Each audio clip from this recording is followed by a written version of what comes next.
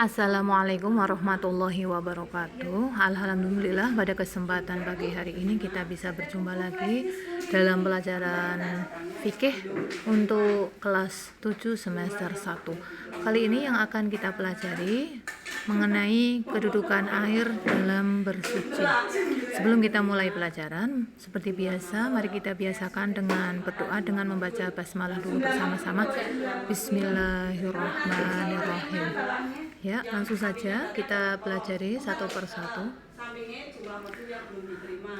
Sebenarnya untuk alat-alat untuk bersuci dalam fikih, dalam Islam itu ada dua.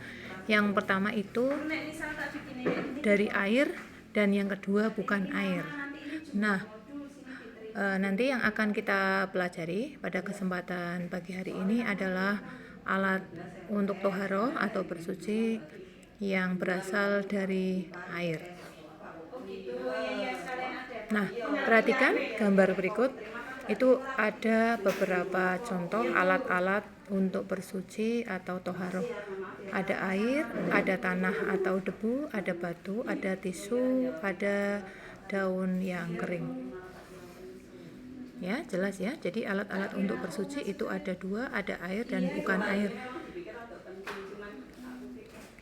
Nah, langsung saja kita akan pelajari alat-alat untuk bersuci atau toharoh yang berasal dari air. Dasar penggunaan air untuk bersuci dari najis adalah pernyataan Rasulullah SAW berikut ini.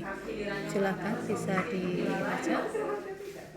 Nah, dari hadis tersebut ya kita bisa memahami bahwa air itu memang hukumnya sah untuk bersuci asalkan syaratnya air tersebut tidak berubah rasanya, warnanya atau baunya.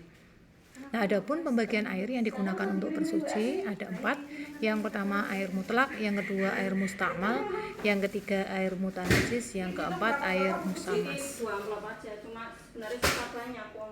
Nah, kita pelajari air yang pertama yaitu air suci dan mensucikan atau dalam bahasa fikihnya adalah air tohir mutohir.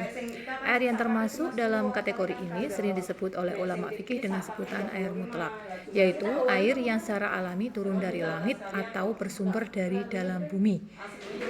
Nah, jenis air suci mensucikan ini ada 7 macam ya. Yang pertama itu ada air hujan, 2 air laut, 3 air sumur, 4 air sungai, 5 air mata air, 6 air salju, dan yang terakhir adalah air dari hasil hujan. Air yang kedua adalah air musamas atau air makruh. Pengertiannya adalah air yang dipanaskan di bawah terik matahari langsung dengan wadah dari logam selain emas dan perak seperti besi atau tembaga. Hukum penggunaan air ini adalah makruh. Sebaiknya jangan digunakan kecuali apabila air ini telah dingin kembali karena bisa menyebabkan berbagai masalah. Di antaranya adalah bisa menimbulkan penyakit kusta. Jenis air yang ketiga adalah air suci namun tidak mensucikan. Pada dasarnya air ini zatnya suci tetapi tidak bisa dipakai untuk bersuci, baik itu bersuci dari hadas maupun najis. Dalam kategori air ini terdapat 2 jenis lagi, yakni jenis air mustakmal dan mutaghayyir. Silakan bisa kalian pelajari. Nah, air yang mustakmal ini adalah jenis air yang telah digunakan untuk bersuci baik untuk wudu ataupun mandi atau menghilangkan najis tertentu. Jika air mustakmal ini tidak mencapai 2 kolah atau setara dengan 270 liter, maka tidak bisa digunakan untuk bersuci. Dan yang terakhir adalah air mutanajis. Apa itu air mutanajis? Air mutanajis adalah air yang kurang dari 2 kolah dan terkena benda-benda najis, sehingga karena hal tersebut berubahlah zat, warna, rasa, dan baunya. Air jenis ini secara otomatis tidak bisa digunakan untuk bersuci. Nah, sekian pembelajaran pada kesempatan pagi hari ini, semoga bermanfaat. Apabila nanti anak-anak ada yang kurang jelas bisa anak-anak tanyakan langsung kepada Bu Mas. Terima kasih. Wassalamualaikum warahmatullahi wabarakatuh.